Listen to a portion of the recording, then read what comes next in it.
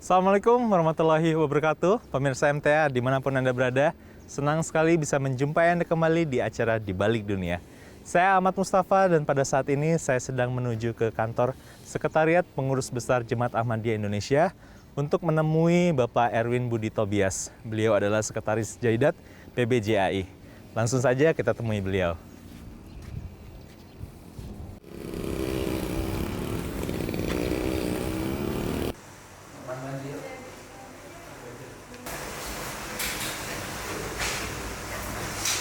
Pada episode ini, kita akan menemui Bapak Erwin Budi Tobias. Beliau lahir di Jakarta pada tanggal 12 Juli 1954. Pendidikan terakhir beliau adalah S1 Teknik Sipil Universitas Indonesia. Beliau pernah berkarir sebagai insinyur di PT Enkona Engineering dan pernah terlibat mendesain drainase Jalan Tol Ngawi Kertosono sebagai tim leader. Di Jemaat, beliau pernah berkhidmat sebagai naib sadar di pengurus pusat Majelis Ansarullah Indonesia. Dan sekarang, beliau menjabat sebagai Sekretaris Jaidat Pengurus Besar Jemaat Ahmadiyah Indonesia. Saat ini, beliau tercatat pula sebagai anggota di cabang Serua, Ciputat. Assalamualaikum. Assalamualaikum. Waalaikumsalam. Gimana kabar Pak Erwin? Baik, silakan duduk. Oh iya Pak, terima kasih. Ya Pak, terima kasih Pak sudah mau menerima kami di kantor Bapak ini. Kita mau ngobrol-ngobrol nih sebentar dengan Bapak barangkali terkait dengan kegiatan-kegiatan Bapak. Nah, mungkin pertanyaan pertama ke Bapak ini, kegiatan Bapak sehari-hari ini ngapain aja nih Pak, kalau kami boleh tahu nih Pak? Ya. Assalamualaikum warahmatullahi wabarakatuh. Waalaikumsalam. Ya, akhir ini karena saya sudah pensiun, jadi intinya kegiatan saya itu tiap hari Rabu dan Sabtu itu saya berkantor di Jaidat. Ya, selebihnya ya urusan pribadi lah di rumah gitu. Kegiatan-kegiatan di rumah ya. gitu Pak ya. Nah, kalau sebelum Bapak pensiun Pak pernah bekerja di mana aja Pak, kalau bisa ceritakan? Saya mulai kerja tahun 81 itu di perusahaan konsultan PT Enkona Engineering. Selama saya bekerja di situ hampir 23 tahun. 23 tahun di situ. Dan mulai karir saya dalam profesional itu membangun gardu induk PLN yang tegangan ekstra tinggi gitu di situ. Dan proyek yang terakhir yang saya kerjakan ini yang agak besar adalah proyek Jalan Tol Ngawi Kertosono. Oh, jalan tol. Ya, itu yang sekarang sudah beroperasi, tapi khususnya di bidang drainase. Karena latar belakang saya ini drainage engineer lah gitu. Drainage engineer. Gitu. Ya, karena jalan tol itu memotong banyak sekali banyak sungai. Dan juga saluran irigasi. Jadi supaya memastikan aliran sungai tetap terjaga, saluran irigasi tetap berfungsi, ya diperlukanlah drainage.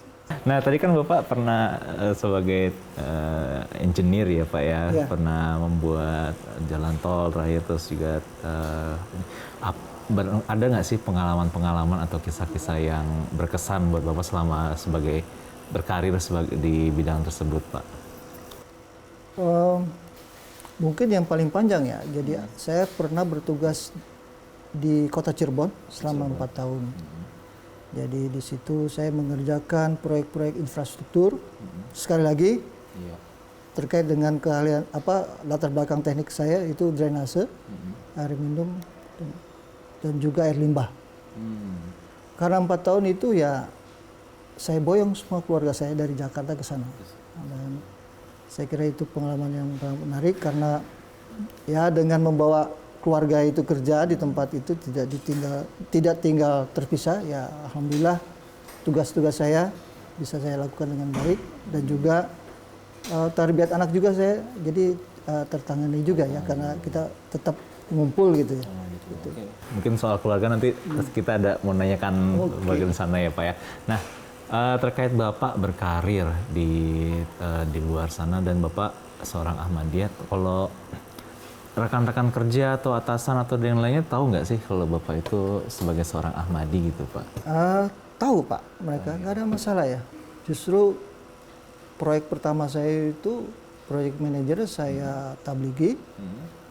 Sekalian saya kasih, kalau nggak salah itu tafsir singkat. Saya hadiahkan ke beliau. Dan waktu itu tahun 80-an Pak, jadi kebetulan waktu itu kan yang wanita berjilbab tuh masih jarang. Oh iya. Jadi kalau pertemuan-pertemuan office gathering itu, istri saya paling gampang dilihatnya karena dari sekian ratus orang yang berjilbab di beliau waktu itu. Jadi udah ketahuan lah. Jadi saya rasa nggak ada masalah. Ya. Masalah gitu. Dan kebetulan satu kantor saya itu ada Pak Munir, itu anggota kita Wanasigra, dan beliau memang dai yang aktif, sangat aktif. Dan mereka tahu kami itu Ahmadi. Nah oke Pak, tadi kita udah ngobrolin karir Bapak di luar barangkali. Nah kalau di jemaat sendiri Bapak pernah menjabat sebagai apa aja Pak? Kalau ingat gitu, mungkin dari Hudam gitu atau justru dari Atfal pernah gimana Pak? Saya aktif dalam organisasi itu tahun 77 waktu saya umur 23 tahun ya. Jadi tugas pertama saya di Hudam itu, saya mendapat tugas di bidang yang paling umum. Dulu namanya sekretaris umum. Jadi kerjaan yang sisa itu kami yang ngerjakan. Ya, jadi waktu itu saya sekretaris umum yang kedua. Yang pertama itu Bapak Mamat Wendy. Beliau terakhir di PB itu sebagai sekretaris mal tambahan.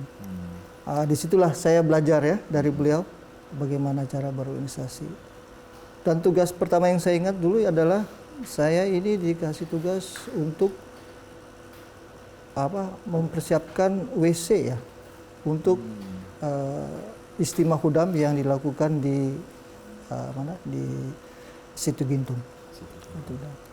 Terus yang kedua juga mungkin kalau di pihak di Jaidat itu saya mungkin sudah ikut dilibatkan tahun 82 pada saat Parung ini dikembangkan. Di situ saya mulai terlibat di bidang Jaidat. Kemudian saya juga terlibat di PPMKI ya. Agak lama juga saya menjadi sekretarisnya Bapak Ahmad Supardi. Beliau tuh dulu naib sadar 2 ya. Pernah jadi sadar juga beliau ya waktu itu? Ya, ya. beliau dapat sadar. Nah, waktu itu menjabat sebagai apa Pak di PPMKI? Saya sekretaris khas namanya dulu. Ya, tapi sekarang mutamat kali ya Pak? Mutamat ya, sekarang dulu istilahnya khas. Kemudian tahun 2010 itu waktu syuro jemaat itu di mana di Lembang, saya ditunjuk sebagai mendapat suara lah sebagai sekretaris Jaidat sehingga sekarang gitu. Sampai sekarang gitu ya. Nah, tadi ada yang menarik Pak soal Bapak pernah ikut terlibat dalam pembangunan markas ini gitu Pak. Bapak waktu itu diminta bantuan atau mengenangani apa saja Pak dalam pengembangan? Ya sesuai dengan bidang saya sipil ya, waktu itu tahun 82 ya, saya ingat itu saya diberi tugas untuk melakukan penyelidikan tanah. Ada penyelidikan tanah, kemudian juga mengawasi pembangunannya, ya. Karena pembangunan itu kita tahu sendiri waktu awal-awal itu Pak Ahmad Roni itu almarhum sangat berperan di situ. Kemudian 84 saya ditunjuk oleh Pak Koyum sebagai perencana P3M. Ya. Dulu ada 10 anggota panitia, ya sekarang tinggal 5. Orang yang lain sudah meninggal. Itu Pak. P3M itu apa tuh? Proyek pembangunan Pusdik Mubarak ya. Itu 84. Adakah cerita-cerita menarik gitu Pak waktu Bapak bertugas atau beribadah jemaat atau waktu menjadi bagian dari proyek pembangunan di markas ini Pak? Kalau di markas ya saya terkesan dengan Pak Roni. Beliau itu kerja di bidang konstruksi baja. Beliau dengan semangat tinggi segera mewujudkan pembangunan di sini. Karena waktu kita mendapat izin tahun 81 Desember itu kita memang izin itu ada masa berlakunya ya, sampai dapat peringatan dari yang memberi izin kalau tidak ada pembangunan itu izin akan dicabut. Kalau nggak salah 6 bulan berlakunya. Pada waktu itu ya detailnya saya nggak tahu, kita agak kesulitan, tapi dengan semangat Pak Roni dan juga kawan-kawan yang lain dari Pak Syarif Lubis waktu itu ketuanya, berdirilah konstruksi baja di sini. Ya, tahun 82 kalau nggak salah rangkanya dan atapnya terbangun. 82 83. Nah itu saya rasa itu yang saling berkesan. Jadi dengan semangat yang menggebu-gebu, pengurus PB dulu dan juga Pak Ahmad Roni itu terjun di lapangan. Nah, untuk Bapak kan cukup lama nih di Jaidat Pak ya, dari tahun 2010 tadi ya? Iya. 2010. Nah, itu Bapak pernah menangani proyek-proyek apa aja Pak? Atau tugas-tugasnya bagaimana Pak? Kalau Jaidat ya memang begini, kalau penanganan proyek itu sebenarnya takmir ya. Tapi karena saya banyak membantu takmir, jadi proyek yang saya ingat itu tahun 2010 itu kita sedang melakukan pembangunan Wisma Ar-Rahmat. Itu saya terlibat di situ. Sebelum juga Masjid Kebayoran. Renovasi ya? Enggak. Bukan. Perombakan Pak. Dulu perombakan. Iya. Itu yang rombak. Dulu kan cuma rumah biasa. Betul. Jadi sekarang jadi bangunan bertingkat 3. Dan yang terakhir ini ya termasuk juga proyek strategis. Ikut juga memulailah ya perencanaannya, baik itu studio MTA maupun Jamiah. Dan terakhir mungkin insya Allah akan diresmikan juga itu masjid di Bendungan Pak, di Wonosobo. Itu hasil sumbangan dari Pak salah satu mubalik Pakistani yang pernah bertugas di sini. Oh gitu. Siapa itu? Saya lupa namanya. Oh iya, nggak apa-apa. Baik Pak. Selama Bapak menjabat sebagai sekretaris Jaidat yang sekarang ini apa ya, atau tantangan-tantangan yang barangkali Bapak hadapi gitu Pak? Satu staf Pak ya. Jadi dari 2010 sampai 2000 yang terakhir ini itu saya bekerja praktis di kantor cuma berdua dengan Pak Iwan. Di lapangan ada Pak Harun dan sekarang Bapak lihat sendiri, sekarang sudah ada kawan-kawan saya ya yang bantu saya, ada Pak Sadik, ada Pak Taufik, di dalam ada Bu Dewi, ada Bu Popi. Jadi tantangan saya baru lewat pada periode inilah. Oh iya. Stafnya bertambah Pak ya? Bertambah karena memang volume kerjanya memang banyak Pak ya. Nah Pak, Bapak kan tadi pekerjaan di jemaat juga banyak, dulu pernah juga berkarir di lama gitu. Bagaimana Bapak cara mengatur waktu Pak untuk pekerjaan, untuk jemaat, untuk keluarga gitu Pak? Ya. Cara mengaturnya bagaimana nanti? Ya. Saya itu kuncinya mungkin ini Pak, karena jodoh kita Laznah ya. Yeah. Jadi udah masing-masing sudah tahu lah prioritasnya. Saya konsentrasi untuk Laznah itu keluarga, saya di kerjaan. Tapi jadi saya dapat bekerja dengan tenang. Yang kedua memang saya berusaha tidak mempertentangkan antara kerjaan jemaat dengan kerjaan di profesional saya dengan jemaat. Jadi dengan masalah.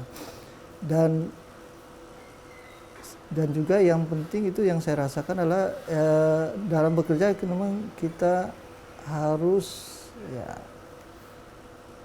dari dini sekali itu mengajak keluarga untuk dekat ke masjid ya. Ke masjid. Jadi apapun kegiatannya, meskipun kita juga banyak tugas organisasi, tapi keluarga itu turut dibawa. Jadi tidak ke masjid sendirian. Oh gitu. Ya, bawa istri juga pengurus di Laznah, anak-anak kita bawa. Itu saja kita bawa terus. Ya. Jadi targetnya di situ juga Pak? Ya jangan sibuk sendirilah di jemaat, keluarga dibawa juga. Ya. Gitu ya. Nah pernah nggak sih Pak ada satu momen ketika Bapak dulu pernah bekerja di luar secara profesional, terus juga ada tiba-tiba atau ada pekerjaan penting juga yang urgent di jemaat gitu Pak. Bagaimana Bapak memprioritaskan gitu dari pekerjaan yang itu? Ya. Tadi saya sudah sampaikan, dari awal saya sudah berusaha tidak mempertentangkan kerjaan profesional saya dengan jemaat. Jadi sudah dibagi waktu lah. Betul. Ya, jadi ya supaya, dan juga tergantung dari kita sendiri di kantor. Kalau kita di kantor merupakan bagian staf yang tidak bermasalah, ya katakanlah bisa diandalkan, dengan sendirinya kalau kita meminta izin mereka juga dapat memberikannya dengan bukan mudah lah, karena pertimbangannya selama kita pergi meninggalkan tugas kantor untuk kerjaan jemaat yang darurat, tapi kalau kita bisa mendelegasikan kerjaan kita ke kawan-kawan yang lain, nggak ada masalah. Nggak masalah Ya. Jadi memang bekerja di luar atau secara profesional aja gitu Pak ya? Iya. Gitu ya, oke baik Pak. Nah tadi Bapak juga bercerita tentang proyek strategis nih Pak ya. Mungkin bisa diceritakan sedikit barangkali Pak. Kita ada proyek strategis dan Bapak juga terlibat, itu kita ada yang bisa disampaikan nggak? Ya, jadi proyek strategis itu mungkin yang saya terlibat langsung itu adalah persiapan ya. Untuk persiapan untuk melakukan perencanaan itu utama di Jamiah. Ya, dulu ada salah satu khudam yang kerja di sini yang merintis. Jadi yang penting ya kita harus menyediakan sumber daya lah yang cukup untuk melakukannya itu. Dan alhamdulillah kita ada khudam. Itu kalau tidak salah orang tuanya dari Ciamis, saya lupa lagi namanya, dan juga ada Mbak Popi. Dan perencanaan Jamiah ini juga karena dilakukan di sini, maka dari waktu ke waktu Pak Amir Nasional juga ikut memonitor dan juga bahkan terlibat lah dalam proses perencanaan. Itulah. Oke. Nah, kira-kira bisa nggak Bapak memperlihatkan atau menunjukkan kepada kami lokasinya gitu Pak? Kita pengen lihat lokasinya di tempat tersebut gitu Pak. Siap, bisa. Oke, bisa Pak ya. Oke, berarti mungkin kita bisa ke sana sekarang Pak? Ya. Oke. Mari kita. Iya.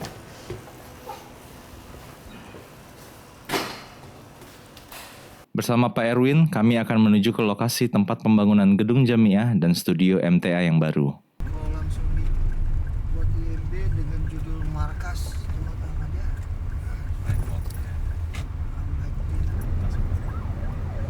Masih ada yang perlu bantu. Yuk, kita ke lokasi. Siap.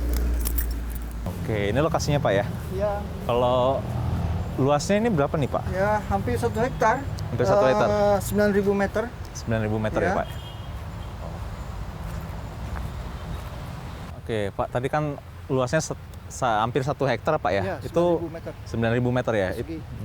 Itu buat gedung Jamiah aja atau ada gedung bangunan lain gitu? Oh, di sini rencananya selain gedung Jamiah juga ada studio MTA ya. Studio MTA? Ya, kalau nggak salah ya ini nih.